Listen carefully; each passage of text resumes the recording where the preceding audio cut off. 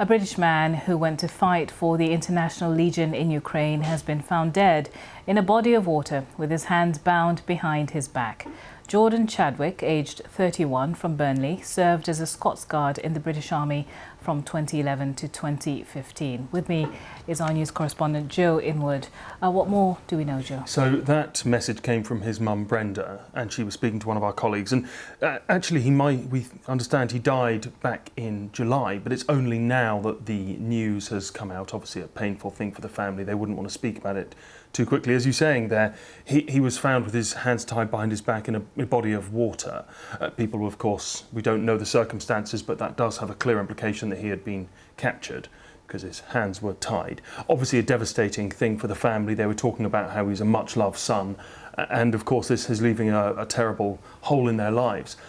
I think what's interesting here is he's just one of the many hundreds, thousands, the numbers aren't entirely clear, of British fighters out in Ukraine. Many of them are former soldiers. So Mr. Chadwick was himself a member of the Scots Guard between 2011 and 2015, and obviously he had left his posting there many years before the Ukraine war started. But I think, like lots of the people who've gone out to fight, thought he had combat experience, he had been a soldier and wanted to go and put that to use in Ukraine, and obviously he's paid a very heavy price for having done so.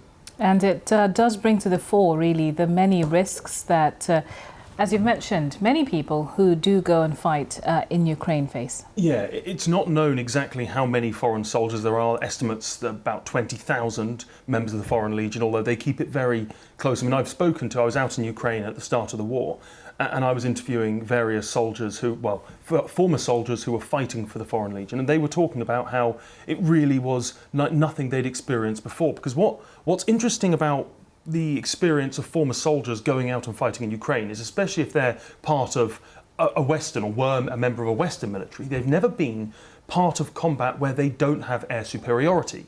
The soldier I was talking to was ex-Special Forces he was a South Korean Special Forces soldier who'd fought in many conflicts, and he'd never been shelled before, because always, generally people who are in NATO militaries are the ones who have air dominance, they have artillery dominance, that sort of thing. And so it's a new experience for them to suddenly, especially at the start of the war, be the ones who are under such heavy fire. And it has been a very difficult, very dangerous experience. And as I said, many of them have paid with their lives. Well, very sad for that family. Thank you, Joe. Joe Inwood there for us.